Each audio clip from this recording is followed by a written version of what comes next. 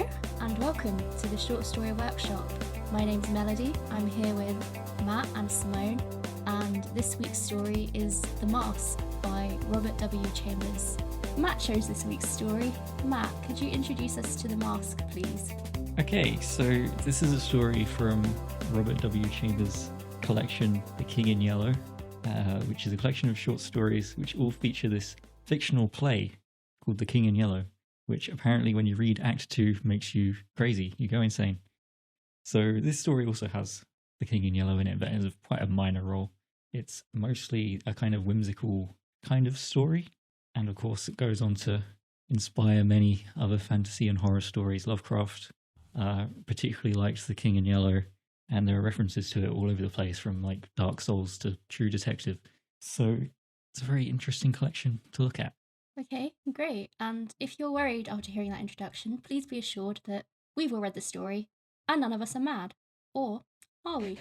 Oh well.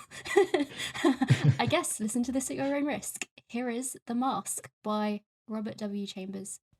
Camilla, you, sir, should unmask. Stranger, indeed. Casilda, indeed it's time. We have all laid aside disguise but you. Stranger, I wear no mask. Camilla, terrified, aside to Casilda. No mask? No mask? The King in Yellow, Act 1, Scene 2. 1. Although I knew nothing of chemistry, I listened fascinated. He picked up an Easter lily which Genevieve had brought that morning from Notre Dame and dropped it into the basin. Instantly the liquid lost its crystalline clearness. For a second the lily was enveloped in a milk-white foam which disappeared, leaving the fluid opalescent. Changing tints of orange and crimson played over the surface, and then what seemed to be a ray of pure sunlight struck through from the bottom where the lily was resting. At the same instant he plunged his hand into the basin and drew out the flower. There is no danger, he explained, if you choose the right moment. That golden ray is the signal. He held the lily toward me, and I took it in my hand. It had turned to stone, to the purest marble. The marble was white as snow, but in its depths the veins of the lily were tinged with palest azure, and a faint flush lingered deep in its heart. Don't ask me the reason of that, he smiled, noticing my wonder. I have no idea why the veins and heart are tinted, but they always are. Yesterday I tried one of Genevieve's goldfish. There it is. The fish looked as if sculpted in marble, but if you held it to the light, the stone was beautifully veined with a faint blue, and from somewhere within came a rosy light like the tint which slumbers in an opal. I looked into the basin. Once more it seemed filled with clearest crystal. If I should touch it now? I demanded. I don't know, he replied, but you had better not try. There is one thing I'm curious about, I said, and that is where the ray of sunlight came from. It looked like a sunbeam, true enough, he said. I don't know, it always comes when I immerse any living thing.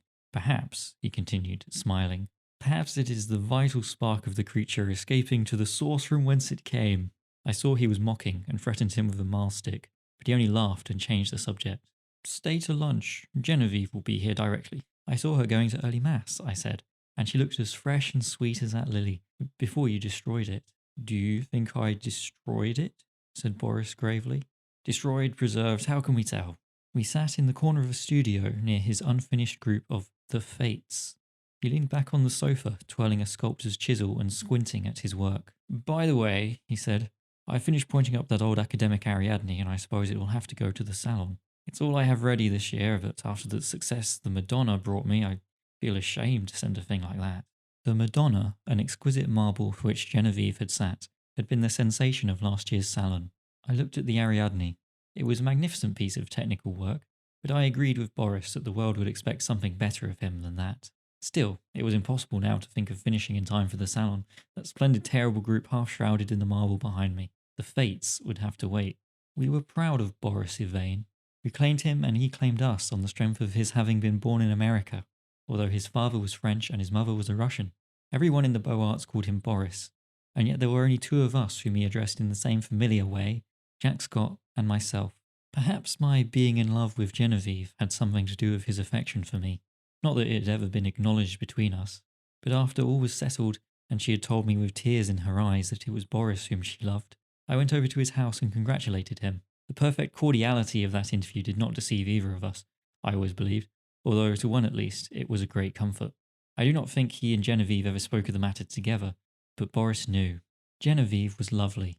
The Madonna-like purity of her face might have been inspired by the sanctum in Gounod's Mass. but I was always glad when she changed that mood for what we called her April manoeuvres. She was often as variable as an April day.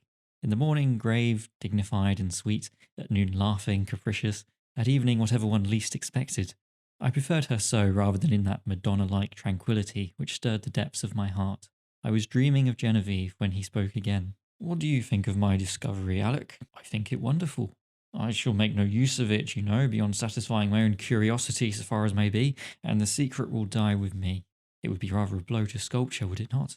We painters lose more than we ever gain by photography. Boris nodded, playing with the edge of the chisel. This new vicious discovery would corrupt the world of art. No, I shall never confide the secret to anyone, he said slowly.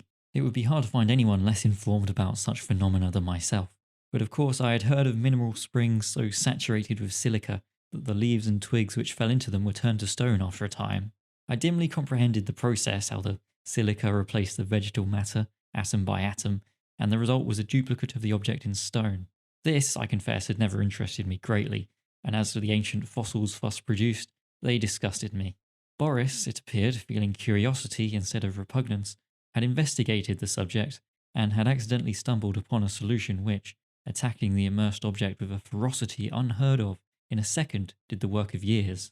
This was all I could make out of the strange story he had just been telling me. He spoke again after a long silence. I am almost frightened when I think of what I have found. Scientists would go mad over the discovery. It was so simple too, it discovered itself. When I think of that formula and that new element precipitated in metallic scales. What new element? Oh, I haven't thought of naming it, and I don't believe I ever shall. There are enough precious metals now in the world to cut throats over. I pricked up my ears. Have you struck gold, Boris? No, better. But see here, Alec, he laughed, starting up. You and I have all we need in this world. Ah, how sinister and covetous you look already. I laughed too, and told him I was devoured by the desire for gold, and we had better talk of something else. So when Genevieve came in shortly after, we had turned our backs on alchemy. Genevieve was dressed in silvery grey from head to foot. The light glinted along the soft curves of her fair hair as she turned her cheek to Boris. Then she saw me and returned my greeting. She had never before failed to blow me a kiss from the tips of her white fingers, and I promptly complained of the omission. She smiled and held out her hand, which dropped almost before it had touched mine.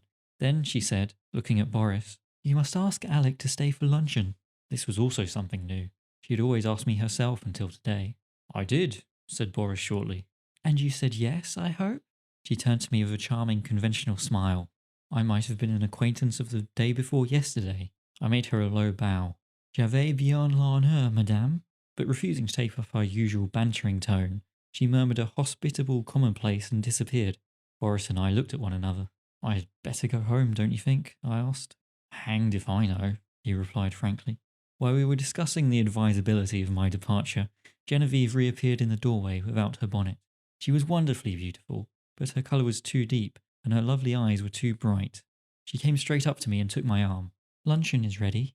Was I cross, Alec? I thought I had a headache, but I haven't. Come here, Boris." And she slipped her other arm through his.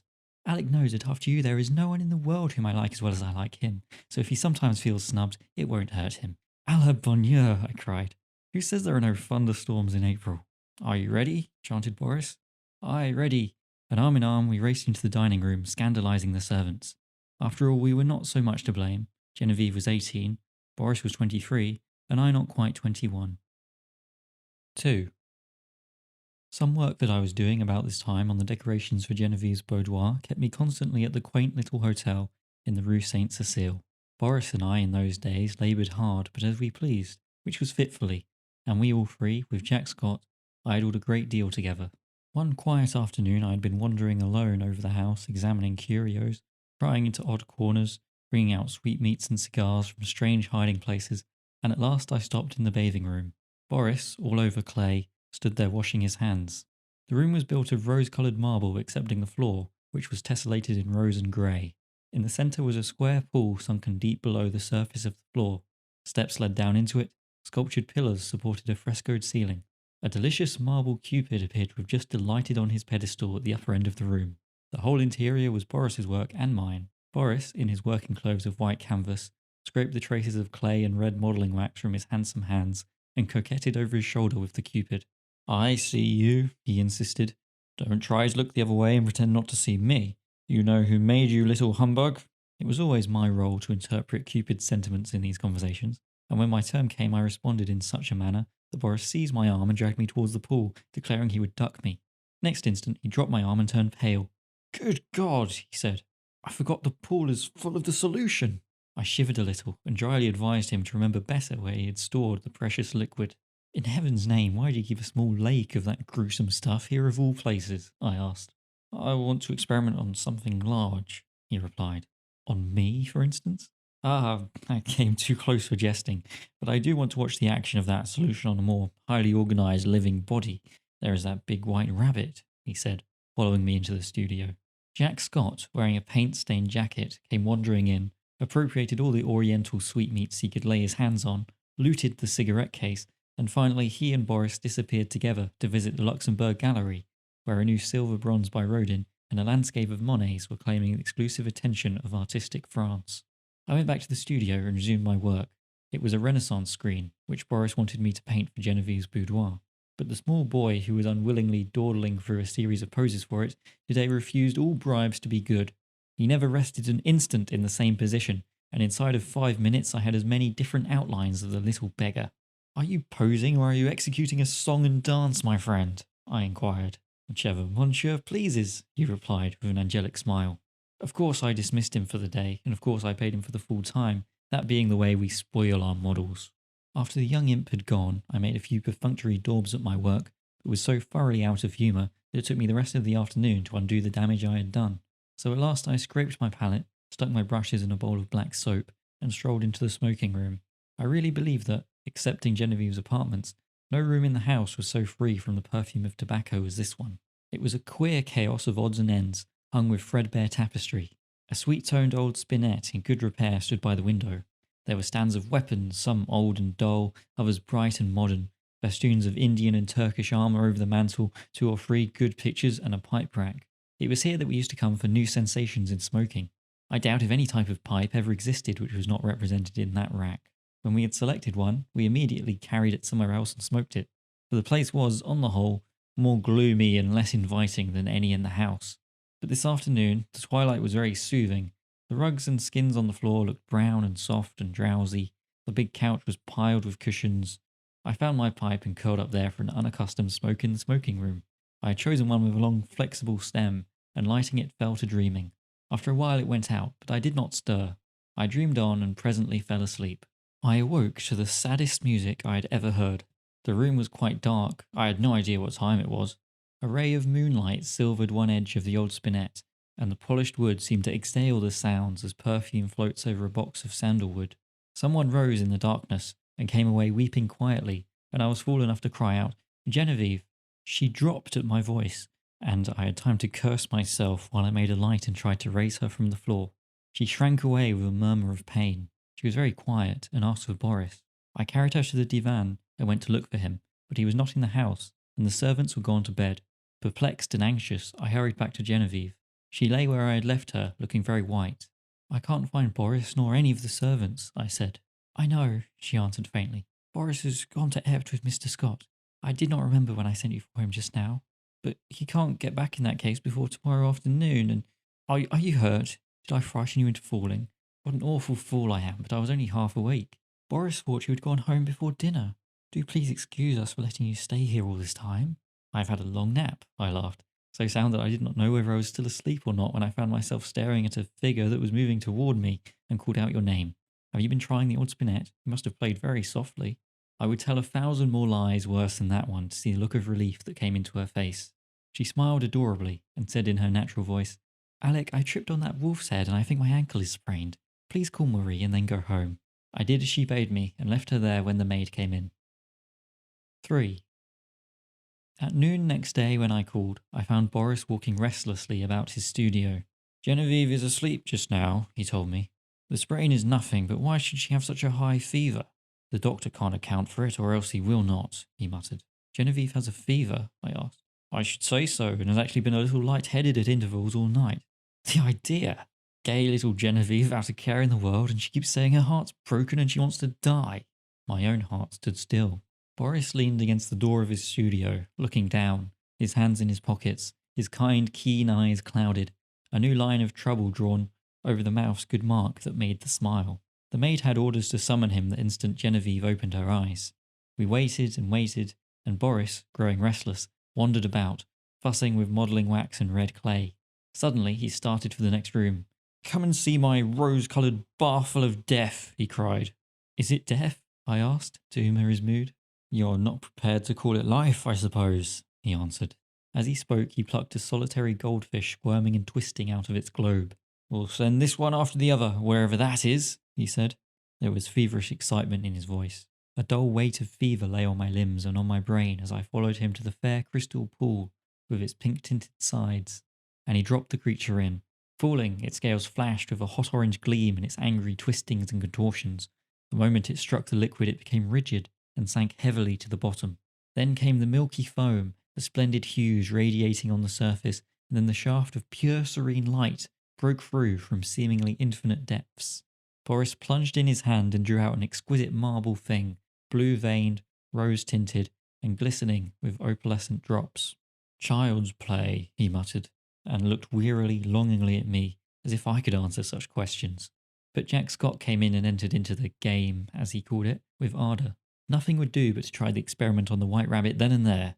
I was willing that Boris should find distraction from his cares, but I hated to see the life go out of a warm, living creature, and I declined to be present. Picking up a book at random, I sat down in the studio to read. Alas, I had found The King in Yellow. After a few moments, which seemed ages, I was putting it away with a nervous shudder when Boris and Jack came in bringing their marble rabbit. At the same time, the bell rang above, and a cry came from the sick room. Boris was gone like a flash, and the next moment he called, "Jack, run for the doctor. Bring him back with you. Alec, come here." I went and stood at her door. A frightened maid came out in haste and ran away to fetch some remedy. Genevieve, sitting bolt upright, with crimson cheeks and glittering eyes, babbled incessantly and resisted Boris's gentle restraint. He called me to help. At my first touch she sighed and sank back, closing her eyes, and then, as we still bent above her, she opened them again, looked straight into Boris's face, poor fever-crazed girl, and told her secret. At the same instant our 3 lives turned into new channels. The bond that held us so long together snapped forever, and a new bond was forged in its place, for she had spoken my name, and as the fever tortured her, her heart poured out its load of hidden sorrow. Amazed and dumb, I bowed my head, while my face burned like a live coal, and the blood surged in my ears, stupefying me with its clamour. Incapable of movement, incapable of speech, I listened to her feverish words in an agony of shame and sorrow. I could not silence her. I could not look at Boris. Then I felt an arm upon my shoulder, and Boris turned a bloodless face to mine. "It is not your fault, Alec. Don't grieve so if she loves you." But he could not finish, and as the doctor stepped swiftly into the room, saying, "Ah, the fever," I seized Jack Scott and hurried him to the street, saying, "Boris would rather be alone." We crossed the street to our own apartments, and that night, seeing I was going to be ill too, he went for the doctor again. The last thing I recollect with any distinctness was hearing Jack say, "For heaven's sake, doctor, what ails him to wear a face like that?" And I thought of the King in Yellow and the pallid mask. I was very ill. For the strain of 2 years which I had endured since that fatal May morning when Genevieve murmured, "I love you, but I think I love Boris best," told on me at last. I had never imagined that it had become more than I could endure. Outwardly tranquil, I had deceived myself. Although the inward battle raged night after night, and I, lying alone in my room, cursed myself for rebellious thoughts unloyal to Boris and unworthy of Genevieve, the morning always brought relief, and I returned to Genevieve and to my dear Boris with a heart washed clean by the tempests of the night. Never in word or deed or thought while with them had I betrayed my sorrow, even to myself. The mask of self-deception was no longer a mask for me. It was a part of me. Night lifted it, laying bare the stifled truth below, but there was no one to see except myself, and when the day broke the mask fell back again of its own accord. These thoughts passed through my troubled mind as I lay sick, but they were hopelessly entangled with visions of white creatures, heavy as stone, crawling about in Boris's basin, of the wolf's head on the rug, foaming and snapping at Genevieve, who lay smiling beside it. I thought too of the King in Yellow, wrapped in the fantastic colours of his tattered mantle, and the bitter cry of Gisilda, "Not upon us, O King, not upon us!" Feverishly I struggled to put it from me, but I saw the Lake of Harley, thin and blank, without a ripple or wind to stir it, and I saw the towers of Carcosa behind the moon. Aldebaran, the Hyades, Allur, Hastur glided through the cloud rifts which fluttered and flapped as they passed like the scalloped tatters of the King in Yellow. Among all these, one sane thought persisted. It never wavered, no matter what else was going on in my disordered mind, that my chief reason for existing was to meet some requirement of Boris and Genevieve. What this obligation was, its nature, was never clear. Sometimes it seemed to be protection, sometimes support for a great crisis. Whatever it seemed to be for the time, its weight rested only on me, and I was never so ill or so weak that I did not respond with my whole soul. There were always crowds of faces about me, mostly strange, but a few I recognized, Boris among them. Afterwards they told me that this could not have been, but I know that once at least he bent over me. It was only a touch, a faint echo of his voice, then the cloud settled back on my senses and I lost him. But he did stand there and bend over me once, at least. At last one morning I awoke to find the sunlight falling across my bed and Jack Scott reading beside me. I had not strength enough to speak aloud, neither could I think, much less remember, but I could smile feebly as Jack's eyes met mine, and when he jumped up and asked eagerly if I wanted anything, I could whisper, "Yes, Boris." Jack moved to the head of my bed and leaned down to arrange my pillow. I did not see his face, but he answered heartily, "You must wait, Alec. You are too weak to see even Boris." I waited and I grew strong. In a few days I was able to see him whom I would, but meanwhile I had fought and remembered. From the moment when all the past grew clear again in my mind, I never doubted what I should do when the time came, and I felt sure that Boris would have resolved upon the same course so far as he was concerned. As for what pertained to me alone, I knew he would see that also as I did. I no longer asked for anyone. I never inquired why no message came from them, why during the week I lay there waiting and growing stronger. I never heard their names spoken. Preoccupied with my own searchings for the right way, and with my feeble but determined fight against despair, I simply acquiesced in Jack's reticence, taking for granted that he was afraid to speak of them, lest I should turn unruly and insist on seeing them. Meanwhile, I said over and over to myself, how would it be when life began again for us all? We would take up our relations exactly as they were before Genevieve fell ill. Boris and I would look into each other's eyes, and there would be neither rancour nor cowardice nor mistrust in that glance. I would be with them again for a little while in the dear intimacy of their home, and then, without pretext or explanation, I would disappear from their lives forever. Boris would know. Genevieve, the only comfort was that she would never know. It seemed as I thought it over that I had found the meaning of that sense of obligation which had persisted all through my delirium, and the only possible answer to it. So, when I was quite ready, I beckoned Jack to me one day and said, "Jack, I want Boris at once, and take my dearest greeting to Genevieve." When at last he made me understand that they were both dead, I fell into a wild rage that tore all my little convalescent strength into atoms. I raved and cursed myself into a relapse, from which I crawled forth some weeks afterwards a boy of 21 who believed that his youth was gone forever. I seemed to be past the capability of further suffering, and one day when Jack handed me a letter and the keys to Boris's house, I took them without a tremor and asked him to tell me all. It was cruel of me to ask him, but there was no help for it, and he leaned wearily on his thin hands to reopen the wound which could never entirely heal. He began very quietly, "Alec, unless you have a clue that I know nothing about, you will not be able to explain any more than I what has happened. I suspected you would rather not hear these details, but you must learn them, else I would spare you the relation. God knows I wish I could be spared the telling. I shall use few words. That day when I left you in the doctor's care and came back to Boris, I found him working on the fates. Genevieve, he said, was sleeping under the influence of drugs. She had been quite out of her mind, he said. He kept on working, not talking any more, and I watched him. Before long I saw that the third figure of the group, the one looking straight ahead out over the world, bore his face. Not as you ever saw it, but as it looked then and to the end. This is one thing for which I should like to find an explanation, but I never shall. Well, he worked and I watched him in silence, and we went on that way until nearly midnight. Then we heard the door open and shut sharply, and a swift rush in the next room. Boris sprang through the doorway, and I followed, but we were too late. She lay at the bottom of the pool, her hands across her breast. Then Boris shot himself through the heart. Jack stopped speaking. Drops of sweat stood under his eyes, and his thin cheeks twitched. I carried Boris to his room. Then I went back and let that hellish fluid out of the pool, and turning on all the water, washed the marble clean of every drop. When at length I dared descend the steps, I found her lying there as white as snow. At last, when I decided what was best to do, I went into the laboratory and first emptied the solution in the basin into the waste pipe. Then I poured the contents of every jar and bottle after it. There was wood in the fireplace, so I built a fire, and breaking the locks of Boris's cabinet, I burnt every paper, notebook and letter that I found there. With a mallet from the studio, I smashed to pieces all the empty bottles, then loading them into a coal scuttle, I carried them to the cellar and threw them over the red-hot bed of the furnace. 6 times I made the journey, and at last not a vestige remained of anything which might again aid in seeking for the formula which Boris had found. Then at last I dared call the doctor. He is a good man, and together we struggled to keep it from the public. Without him I never could have succeeded. At last we got the servants paid and sent away into the country, where old Rosia keeps them quiet with stories of Boris's and Genevieve's travels in distant lands, from whence they will not return for years. We buried Boris in the little cemetery of Sèvres. The doctor is a good creature and knows when to pity a man who can bear no more.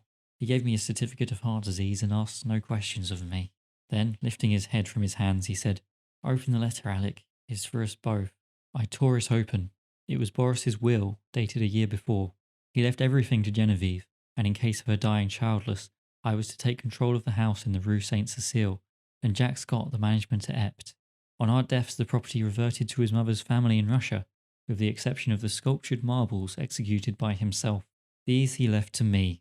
The page blurred under our eyes, and Jack got up and walked to the window. Presently he returned and sat down again. I dreaded to hear what he was going to say, but he spoke with the same simplicity and gentleness. Genevieve lies before the Madonna in the marble room. The Madonna bends tenderly above her, and Genevieve smiles back into that calm face that never would have been except for her.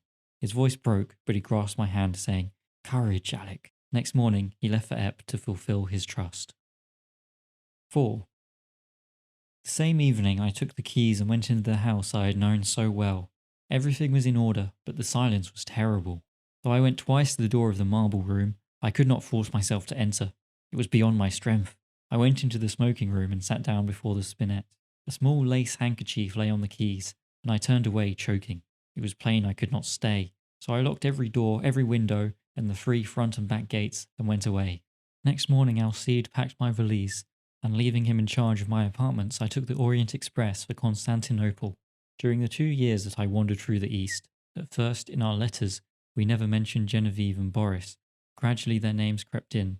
I recollect particularly a passage in one of Jack's letters replying to one of mine.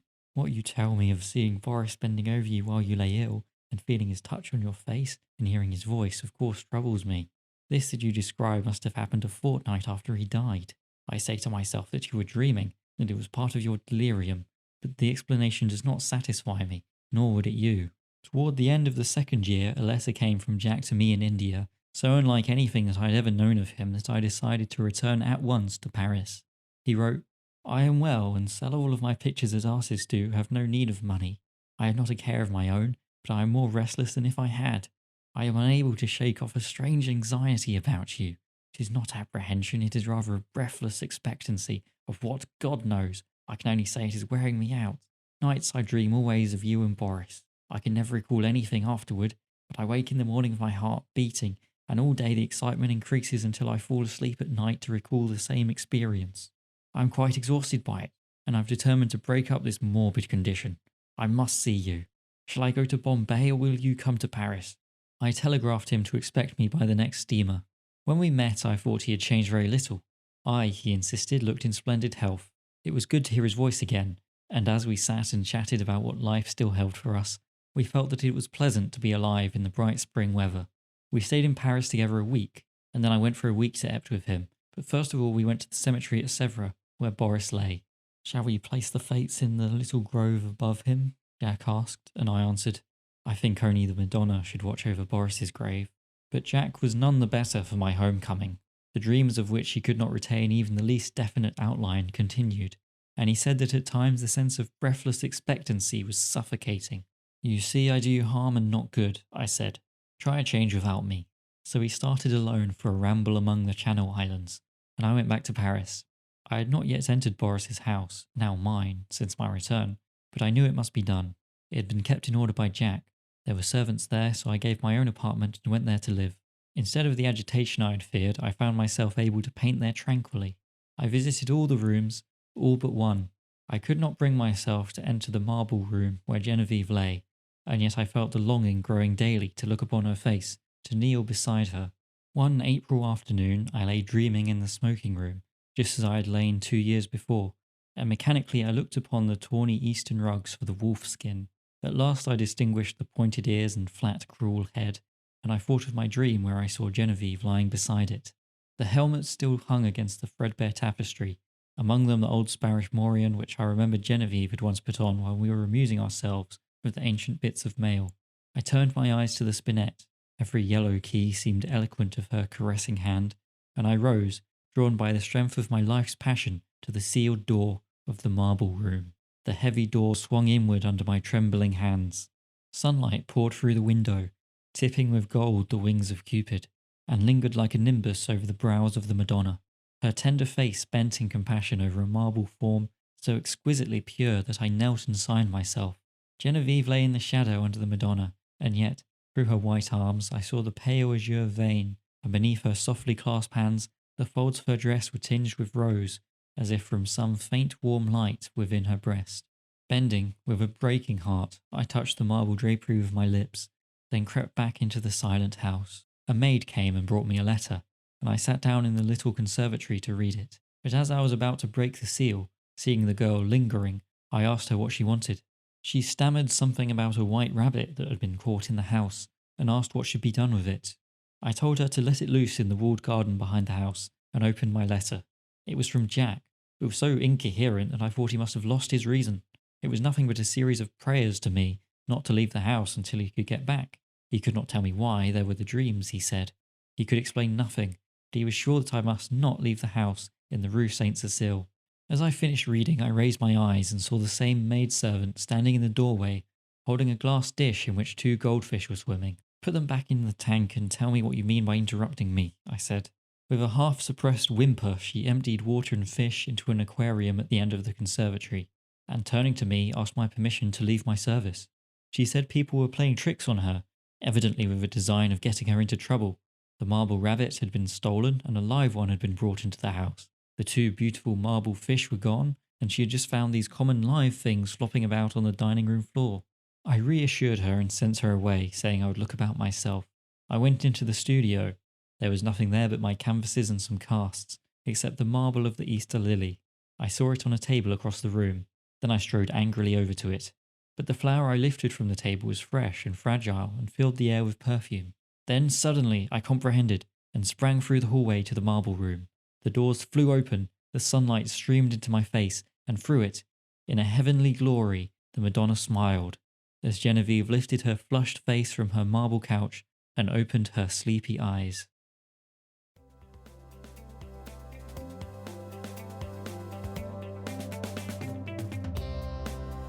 Cool. So, what were your first impressions of this story? I really liked it, but I'm a sucker for anything that's got kind of artsy themes with artists and like dark-edged things. It kind of reminded me in a weird way of The Picture of Dorian Gray by Oscar Wilde, even though they're completely different. It's just the kind of, I don't know, dark edge to creativity and art as a thread in stories really appeals to me, and I really liked it. It's like almost a juxtaposition of horror and beauty is something that I really, really like. So the story appealed to me a lot. Yeah, and I like the characters. I like the main points of tension. Wasn't sure about the ending. Felt very Romeo and Juliet. Bit of a cheat, but I can forgive it for it. I think I agree on the ending. I was a bit like, wait, so now everything's fine, but Boris is dead? Poor Boris. Yeah, What did he do to deserve that? That's just a cheap way to get rid of your like romantic tension and love triangle or whatever. Like kill off one of the characters. That's not them making a choice. You killed one of them off. I mean, it's not like it's happily ever No, after. she's probably still insane, but I imagine they're both probably a little traumatized after all that. probably. But I don't know. I wasn't sure about her waking up again. It seemed very convenient as an ending, but also very fairy tale. So I suppose I can't fault it because I do love me a fairy tale. It felt a bit too convenient to me, but we'll get on it a bit more later on. I really like this story. It's like I read quite a few out of this collection, and there are some really good ones in there. Some of them are a bit too long for the podcast, but this one stuck out to me because it focuses so much on the characters and the relationship they have, and it manages to kind of make almost a horror story about a relationship drama, which is something I always find really interesting. Yeah, horror based in domestic tension, like domestic gothic is great fun. It's more intimate, I think, than strangers come into your house and try and kill you or whatever. Yeah. Also, rare appearance of a love triangle in what is kind of a horror story. Yeah, I found the love triangle almost a bit more compelling than the weird stone liquid element Usually I hone in on the strange element in stories and I enjoy that more, but in this story I was like, no, tell me more about the love triangle. I mean, there's a reason why it's such a popular setup, right? When done well, otherwise it's incredibly frustrating. Yeah. And this was an example of it actually semi being a triangle, because normally it's not really a triangle because it's two guys fighting over one girl, and that's not a triangle. That's like a kind of arrowhead. Yeah. Triangle requires connections between all three. Which this story captures well because our protagonist obviously cares a lot about Boris, even though he might feel more romantic love for Genevieve. I like that the romantic love isn't prioritized either. Like his friendship with Boris is given equal weight, just different weight. Yeah, and it's Boris that he asks for when he's ill. Yeah, as and well. Boris who he sees, not Genevieve. So what did you guys think about the narrator? As a character? Yeah, like as a character, did you like them? Were you kind of rooting for them? Like, Yeah, I quite like him. He's got a bit of a sense of humour. Comes out in the dialogue a couple of times. It's always fun. He is a little, I don't know, you might argue that he's deceitful. Like, I know, deceitful has a malevolent edge to it. He's kind of deceiving himself, Yes. right? But it also, I found that quite resonant, because I can totally ignore things during the day, and then I'll be trying to go to sleep, and I'll suddenly be like, oh, damn it. I'm back with my own head. No more distractions. Yeah. I respect that he tried to still maintain his friendships with both of them, even though he had that significant disappointment in his life. I mean, maybe it wasn't the best thing to do in terms of his mental health, but I feel like that showed how much he really cared about Boris and Genevieve, and that really made me like him a lot. As well as scenes where he's trying to get his 5-year-old model to stay still so he can paint him and stuff, and he kind of has some banter with him and then pays him even though he's being an awkward little git. Yeah. And stuff like that just made him endearing to me. It's like a save the cat moment, isn't it? To make us root for him, because it kind of shows that he's a good guy. Do you think that the narrator draws in a lot of Robert Chambers' own experiences as an artist as well? This is something I kind of thought about after reading that the author was an artist before he was a writer. It's what you imagine, isn't it? When you imagine like a group of fairly well-off artists living together, isn't it? I mean, no artist these days could afford like a little mansion or whatever they're living. And like every time they talked about, yeah, I just went on holiday while leaving my apartment with someone, I got a stab of envy through the heart. But other than that, I felt like it was probably read. It felt accurate to what it was probably like at the time. Yeah, I think I agree, and I liked the authenticity. Yeah, and I liked that they set up these characters as artists, and then even when there wasn't a key scene, that they were still going about doing their art, because it kind of added to that sense of life kind of moving around the plot. It wasn't just they're artists when it's convenient to make a point. Yeah, and they're kind of different kinds of artists as well, which makes the world feel a bit broader. Okay, so the story opens with the protagonist's friend, Boris, showing off this sort of strange liquid where he puts like a flower in it and it turns into stone. I wonder why, because it seems such an odd thing to have in this story, which when the driving emotions of it around the love triangle, why is there this point about having something that turns living things into stone? Do you think there's any significance in the fact that it's stone or marble? Is it stone or marble? I think it's kind of both. It's marble. It's marble. Which is a type of stone, I guess. Yeah. So, yeah, it's interesting. I think it's because it kind of represents freezing something in time, right? Like they reference photography as well. I think because Genevieve is kind of fickle and changes her mind about things and seems to act one way in the morning and a different way in the afternoon. It kind of ties into that with the idea that people are captured in a specific moment, and then people look back on that moment and think they see the person, but actually they're just seeing whatever mask the person was wearing at the time. Yeah, I think it's definitely saying something about the masks or the protagonist, and they're kind of trying to almost be like stone when it comes to their feelings about Genevieve, in the sense of like kind of blocking them out, pretending to be colder and harder than they actually are, and it's like almost like if you try too hard to be stone, look what's going to happen to you. Oh, I see. See, this fills in some gaps for me because I couldn't quite figure out what the link was. I was like, but this is called the mask. Why is everything turning into stone? That's completely different. It is a little bit tenuous. Yeah, that one was. I don't know. It fits in thematically and kind of ties the main conflict together. So And there's also the Boris initially does make Genevieve out of marble even before the solution. He does the Madonna based on her. So it's like a dramatic horror extension of what the act of creating and sculpting is already doing. You are already turning living things into stone. It's just now you're doing it literally. I think I read it completely differently. When I read it as like, oh no, sculptors are gonna be useless because of this magic solution. And I think I probably wasn't supposed to read it like that because they mentioned photography. I mean, he does say that basically, but I think that was kind of ancillary to the point of the story. That was just like how he thought about it, having made it. And why he didn't tell other Okay. people about it. Yeah. Like, I was honestly expecting someone to be pushed into the pool, actually.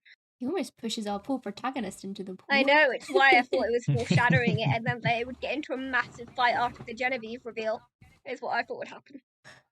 I was definitely waiting for someone to go in there, but I thought the protagonist was going to put Boris in there for a moment. Yeah. I'm glad that didn't happen, but I can kind of see why you might. Well, I can see why I thought that. Robert Chambers knew what he was doing. Everyone who reads this story, as soon as he says, "Oh yeah, I just filled a swimming pool with this magic solution," everyone's like, "Someone's going in there." It's going to be a Gatsby party with a stony end. He knew exactly what he was doing. On the topic of masks and stones, so didn't Boris has the sculptor he's working of the three fates and the three central characters, and doesn't he give the middle one his own face? What do we think of that? Yeah. Yeah. This has baffled me. I can't quite puzzle out what this is. Maybe it means he's stuck in some way. I mean, he's in between the two others, so in between the protagonist and Genevieve is one way of looking at it, I think. I think because it's called The Fates, because the protagonist has that one line where he says something about, oh, he feels like it's his fate to be tangled up with those two in some way. Maybe this was kind of like a shared delusion amongst them for some reason. If we're talking about turning to stone and marble and all those things, having Genevieve dressed in an explicitly silvery grey dress is kind of almost foreshadowing the fact that she's the one that's going to turn into stone, isn't it? Yeah, I didn't pick that up, but good catch. Yeah. I mean, she's already acting odd at that point, so I suspect that the book has already got her. Yeah, she's already found it, read it, and started to lose her mind. Because he does point out that she's acting strangely, like she forgets to, was it kiss her fingers? Or Yeah, blow him a kiss. blow him some sort of kiss, and asks Boris if he can stay rather than asking him straight, hey, can you stay, and stuff like that. Just little things that are out of character, and I think it's quite astute of our protagonist to pick them up. Well, I guess when you love someone, you pay attention to them. Yep. See, do you think that means she's read The King in Yellow? I think so. Because I saw a few people stating this online as if it was like a definitive fact, and I'm like, there's nowhere in the story does she say she's read it, or is it? I looked pretty carefully for anything that might like imply that she was in the same place as the book or something. It's in her house. It is in her house. This is true. And it's in her library, so like, you can make a certain level of, oh, she might have read a book in her library. I suppose. But I thought maybe it would have been made a bit more obvious, and it just seems like when it was the only time the player's in the story is that the main protagonist just picks it up at random. Yeah, how far into it does he get? Does he get to Act 2? It doesn't say, but I don't In which case, think does so. the second half of the story actually happen, or has he gone bonkers? Yeah, this is debatable. And does Genevieve actually love him, or has she also gone bonkers? I definitely thought that Genevieve had gone crazy. I didn't think that maybe the protagonist had gone crazy, and therefore the latter half of the story might not be real. Yeah. Now I'm just like, oh. I don't like that thought, though. I don't like it when half of the story isn't real. It kind of takes away from the consequences and meaning of it to me. It's like when you finish a story and everyone's like, oh, it's all a dream. And it's like, well, unless that dream has some impact in the real life. No. Terrible storytelling. So I choose to think he's not completely stark raving. But it's just one of the things we don't know. It seems like there's so much we don't know about this story. We don't even know how she even ends up in the pool. Presumably she walks down and jumps in the pool. Maybe she's going casually for a swim. Yeah. Maybe she isn't. I guess we don't know if she knows if it's full of the stone liquid or not. Right. Did she mean to turn herself into stone? When it's never explained. Yeah. Or did something drive her to it? So this story is called The Mask, and the character later in the story says that he's been wearing a mask and deceiving himself in terms of the way he really feels about having been turned down by Genevieve and maintained the close relationships he's got with both her and his friend and her husband. I wondered if maybe he would have been better off keeping the mask on, because I thought he seemed happy with his relationships with them. And I feel kind of like sad that inside it's not as good. I guess my question is, do you think masks can be useful? Are they always like, is it always bad to deceive people? Well, I mean, you're right in that he seemed happy. So even though, well, this is kind of part of the problem, right? Is that it appears to us that he was happy while he was just hanging out with these guys. But then he talks about all the times at night when he was dwelling on things and was unhappy. And you start to think maybe the whole part where he said he was happy, he was just kind of making up. So it's hard to say in this story. You can also repress and compartmentalize and be genuinely happy in a moment up until the point when you start thinking about repressed trauma again. Like, they're not mutually exclusive things.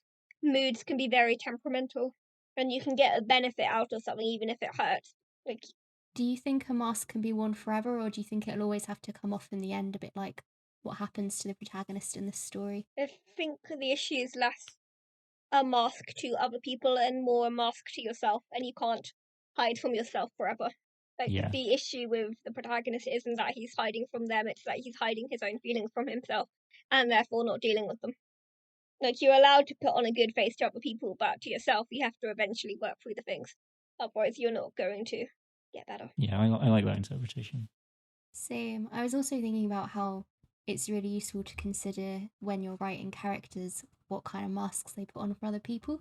Helps. I think it could help give them a bit more depth. Yes. Oh yeah, I love thinking about this.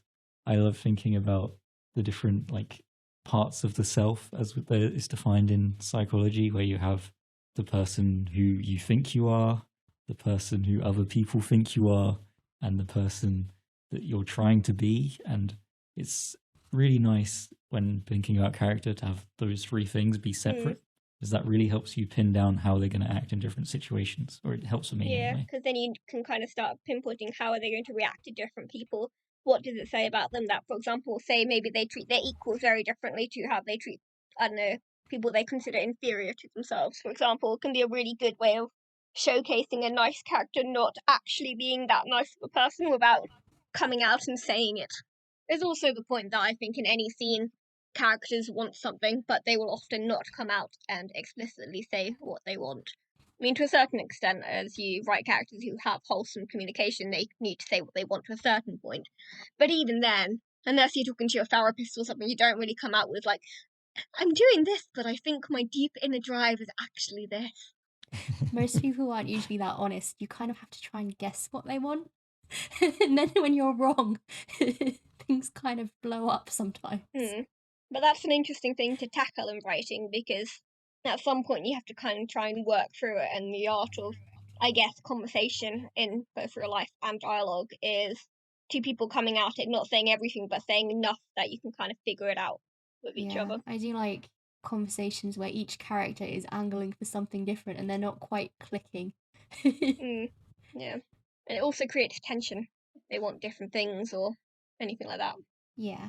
So, okay, so at the kind of, I guess, the story's most catastrophic point, Genevieve is in a sort of feverish or fevered state, and she blurts out something which is only described as her secret. And we're kind of given some context in the prose that it's to do with her feelings for the protagonist and how she may or may not feel about Boris. But we're never told exactly what she says. So what do you think she said? Well, the closest hint we got was when Boris says something like, do not grieve if she loves you, right? Yeah. So seems like she's said that at some point her feelings have changed, or maybe she's been lying the whole time and she actually likes the protagonist. Yeah, that was kind of what I understood it to mean. Yeah. I agree. I sort of read it as something similar, but I was a bit confused given that there's plenty of direct speech in the story. Why do you think the author decided not to include her exact words? I think it's one of the best decisions that he made. And I think the reason is that if she just said exactly what she was thinking or feeling, it would have sounded trite and kind of silly, right? Like if she just said, "Oh, actually, I like the whole time," we'd be like, "What?" But because it's kind of dressed up in this really dramatic way, everything's described in terms of how it feels to them, we get the emotion of it without having to kind of really interpret the words themselves. Do you think maybe it gives it more gravitas because we don't know what she said? Because you're right, if she Yeah. outright said something, it would probably sound really, really soap opera and not quite Yeah. fit the tone of this otherwise rather, I guess, classier sounding story. I came across a really good bit of writing advice that I think resonates with this recently. Yeah, so it was on Tumblr because I spend too much time writing Tumblr. Ironically, it was reblogged by the Fix Your Writing Habit, so I don't take credit for it. Tumblr, but it was one of the best tips for writing descriptions of pain. Is actually a snippet I remember from a story where a character is given a host of coloured pencils and asked to draw an egg. And the character says that there's no white pencil, but you don't need a white pencil to draw a white egg because we already know that the egg is white. So what you would be doing is doing like the shade of the yellow lamp and the blue shadows and everything like that. And then they use that to make the point that we know that a broken bone or your like wife being in love with someone else is going to hurt. So it's about showing what else that does, and I think that's what the story is doing at this point. It's showing us what else is happening around the actual words to form the picture, like it's silhouetting it. Yeah, so her words are the fact that the egg is white. You already know Yeah. that the egg is white. Also, that scene, by the way, is from All American Girl by Meg Cabot. Huh. Nice. Yeah. I love that book. Yeah, there's a scene with an art teacher, and the protagonist is like, I'm so good at art, I don't need lessons. But the teacher straight up tells her, draw a white egg then without using the colour white, and it causes her to freak out and have a few revelations. Yeah. It's kind of nice to hear it applied to writing advice, actually. Yeah, I just remember being like, oh my god, that makes perfect sense when I read it. Because, like, if you say a character is sad, you're not going to get sadness. You're just going to be, oh, they're sad. Like, it's another piece of writing advice I got given during my degree is emotions are physical. So I've kind of been taught to never write the emotion as you don't tell the emotion, you show the emotion. For example, like, what does someone who's angry behave like, as opposed to saying that they're angry and then not having that relate or translate to any of what they're doing. Okay, so you would, yeah, so it's generally an accepted technique to use this kind of method where you're leaving the specifics more ambiguous, but drawing in the details around it to paint the picture. Are there any particular situations in writing where you would use this more? I think sometimes you have to shy away from really strong emotions. It's very similar to this scene. If the emotion is too strong, then describing it too directly sounds stupid. And people flinch away from strong You emotions. want to paint the picture more carefully. Yeah. Like poking a toothache with like the tip of your tongue kind of method. Thinking about that, people shy away from strong emotions. Like even when you're feeling a strong emotions, you're not tending to be tackling it head on. Like an angry person often won't go to the source of their actual anger. They'll do something else. They're circling the subject. That's the actual point of pain or anger. Yeah, that makes sense. Okay. And then withholding it makes it satisfying in a longer story when it finally gets to the point where they actually collide with it head on. You're just like, yeah, I could see us working towards this. This is so satisfying. / so awful because you can see the car crash coming. Do you like that when stories build up an emotion up and up and up, and then you're just waiting for it all to go boom? Yeah, you're circling the egg. You're circling the egg. Wham! I'm throwing an egg at your face. Hungry for eggs now. Never mind. I guess the other time you might choose to be a little more ambiguous is when you're trying to avoid answering a central question so that you can answer it later. Yeah. Right. It's kind of a way to build tension because you're leaving part of your story as a mystery. It also allows you to make a more general point about some things. If you like, sometimes if you pick a specific topic, then you're committing to that specific topic, and I think some feelings or points can be more universal. So if you've got a character that's representing something, you don't necessarily want to come out and say it is because of this specific thing. One more example is just thinking of one I remember from Stephen King's The Dark Tower series, where the characters are preparing to fight against this evil army of masked warriors, and one of them is like the elder who was describing when he fought them before and saw under the mask, and the character hears what was under the mask and reacts quite dramatically, but we the audience don't find out until like the end of the book. Up until that point, I didn't really think about what was under the mask. I didn't really care. And suddenly, I really want to know, right? Yeah, you want to be in on secret. People got such a big reaction. Yeah. The Into the woods. flip side to all of this being, of course, that if you do it too much, you're just going to annoy your readers. Or make all your entire story all feel too vague. Like, you've got to commit to some things. In Into the Woods, John York said something to the effect of, to build tension, you have to distract your audience with either an answer or another question. I don't remember the exact wording, but that was essentially what he said, and I was like, oh, like a magician. Yeah, there's an element of misdirection in there for sure. It's what romance does. I don't know. Is it the romance that's doing that in this story, or is it the liquid? Because one of them is misdirecting the other to a certain extent. I think the romance is your main plot, right? Yeah, that's the impression I got. But at the beginning, it could be either, and you don't know what you're going to get yet. That's true, yeah. Yeah, I thought it was going to lean more into the horror, so I was surprised in a pleasant way, because I was definitely more interested in the relationship. There is a level of horror, though, to it, isn't it? Like, the relationship devolves into horror. Yeah. I wonder if she was conscious as a marble stone. Never know. Also, must have been really boring just lying there looking at the Madonna. Yeah, one of my worst nightmares. Looking at a statue of yourself. Yeah. I mean, if she wasn't mad before and she was conscious the whole time, she's definitely going to be mad, but now she's not stone. So what were your thoughts on the ending then, when she kind of becomes human again? I don't know how else to phrase it. She changes back from being a statue.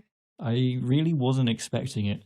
I think because I kind of came in knowing that this was a collection of horror stories, I was like, it's definitely going to have an ending that's terrible in every possible way. And then she wakes up and I'm like, oh, that's good. And then I'm like, is that good? Maybe that's worse. I don't know. Boris died for no reason. Yeah. They're going to have the shadow of Boris over them for the rest of their lives. Yeah. But then, I mean, it would have been cool if we learned why she decided to go for a swim in the mystic. Yeah, that's the one thing that I wish we knew. I mean, there's also where did Boris get the solution from? Did he also get it from the book? I mean, I'm willing to hand wave that, but I feel like how she ended up in the pool is kind of important. And it's like, was it conscious decision? I mean, she's quite a fickle person. For all we know, this is like some kind of grand plan to get rid of him. Gosh, could have shoved him in the pool for that. He didn't know she was. Like, they didn't know they were going to melt. It took years. I suppose if you were going to go down that route, you'd have to be like, oh, the King in Yellow made her realize what would happen or something. But why does she turn back? That's what I don't get. I'm like, why did they suddenly turn back? Is it because it can't just be because the protagonist returned? What is going on? I don't understand. Someone explain. So at first I thought it was because he kissed her and it was a fairy tale by accident. Oh, okay. But then I realised that the goldfish and the rabbit also came back and he didn't kiss those. I just had an idea. No, wait, no, that doesn't work. Wait, no, but he kisses her first, doesn't he, before any of the other things come back. Yeah, so argument could be made, theoretically, that was the point of him unmasking, because he was finally being true to himself and his feelings about Genevieve, which he'd been withholding through the whole story, which therefore broke the spell because no mask, and which would kind of track with the opening quote at the beginning of the story is, "You, sir, should unmask. Indeed," the stranger said. "Casilda, indeed, it's time. We have all laid aside disguise, but you, stranger, I wear no mask." Camilla, terrified, aside, "No mask, no mask." So that suggests that the act of unmasking is somehow important, along with his initial insistence that he's not wearing a mask. Yeah, I like that. I think it's been explained. I'm happy now. I had so many questions about this story. I mean, if you wanted a more scientific explanation, that's just how it works. It just wears off after a while. Okay, yeah. I mean, we know nothing about it, so... Yeah. Well, that's also unsatisfying. I much prefer your answer. I mean, I know it's very Romeo and Juliet, isn't it? Like, the fake poison. She was fine all along, except she might be crazy because the King in Yellow.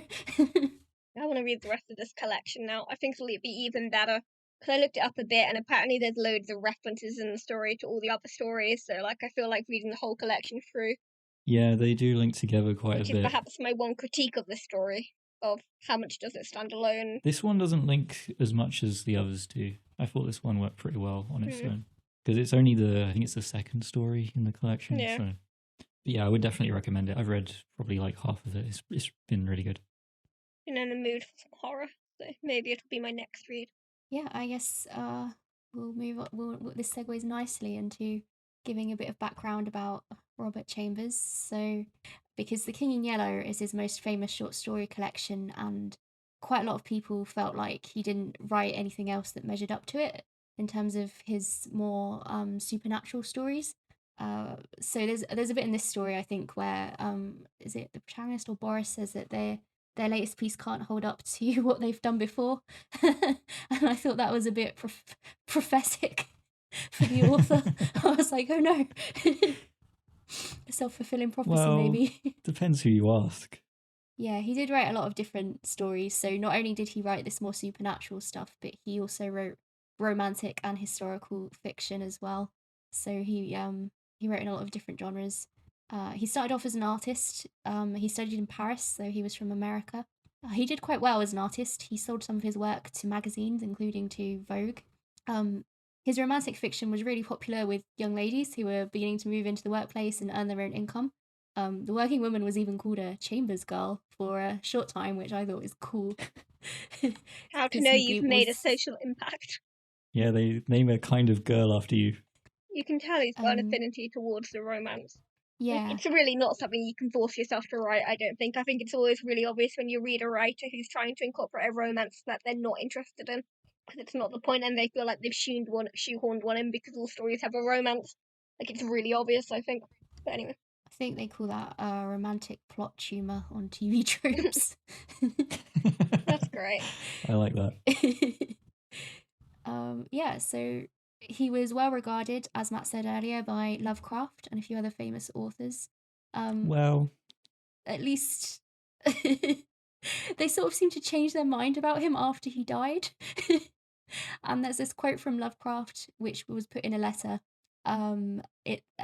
Lovecraft said, "Chambers is like Rupert Hughes and a few other fallen titans, equipped with the right brains and education, but wholly out of the habit of using them," which I thought was quite harsh. Lovecraft is just jealous. Yeah. Lovecraft can't write a romance. I mean, you know why he wrote that is because Robert W. Chambers wrote this amazing collection of weird stories, as Lovecraft would call them, in The King of Yellow, and then was reasonably successful, and then decided to write romance and historical fiction. He basically sold out, right? Yeah. And was quite successful and earned money and lived a long life. Meanwhile, Lovecraft stuck to weird fiction, wrote it his whole life. Nobody ever appreciated him. And he just looks at Robert Chambers as like, damn, you sell out. You should have stayed back here with me where all the good writers are and been underappreciated for the next 100 years. People are very quick to dismiss romance writing as kind of almost easier to do or trashy. Same with any kind of chick flick novels, and it's like, oh, you're not a serious writer, and it's like, are you kidding me? It's one of the biggest genres. I wish I could pull it off. Yeah. Like, do you know how hard it is to write a decent romance? Do you? I think he I respect him for following the market if that's what he wanted to do. Yeah. Writers have got to eat too. Yeah, or maybe he just really liked writing romances, and people like to think he was only following the market because he's a guy, and guys aren't supposed to like really writing fluffy romances and historicals. Who knows? Yeah, I don't know. On the flip side, what do we remember now? We remember Lovecraft and The King in Yellow. That's true. All right, have we got any more for any more? I would just like to say that J.K. Rowling definitely read this story. Why'd you say that? Because I don't know if you've read Harry Potter. Of course I've read Harry Potter. In the second... Oh, right, the second one. Yeah. In the second book, there's a snake. To right? be fair, that's also Basilisk. a very popular piece of mythology. No, but the snake turns people to stone. Basilisk. And where do you find the basilisk? In the Chamber of Secrets? The Chamber of Secrets. God, Checkmate. I hate you. Coincidence? I think not. Can't possibly be that, like, you know, two people can think of things turning to stone. It's not like throughout mythology or anything. Like, clearly, Madeline Miller, when she wrote Galatea, was also thinking of this story. Yeah, definitely. Rather than, you know, the Greek myth. Okay, we'll finish on this Harry Potter factoid. It's not a fact. It's a bad joke. I don't know anything about Harry Potter. It could have been a fact for all I knew. It's absolutely a fact, Mel.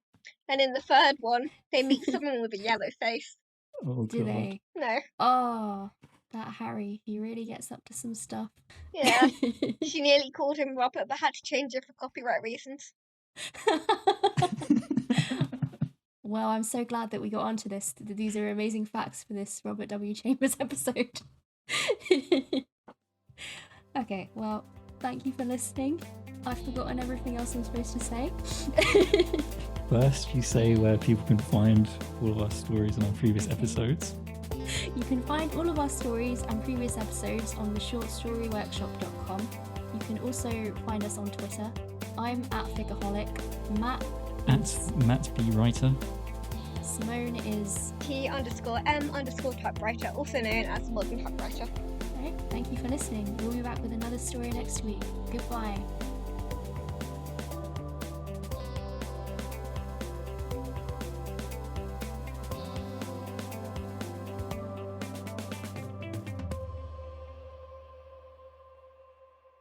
Did I forget anything? Nope. No. Perfect. Yes! Woo.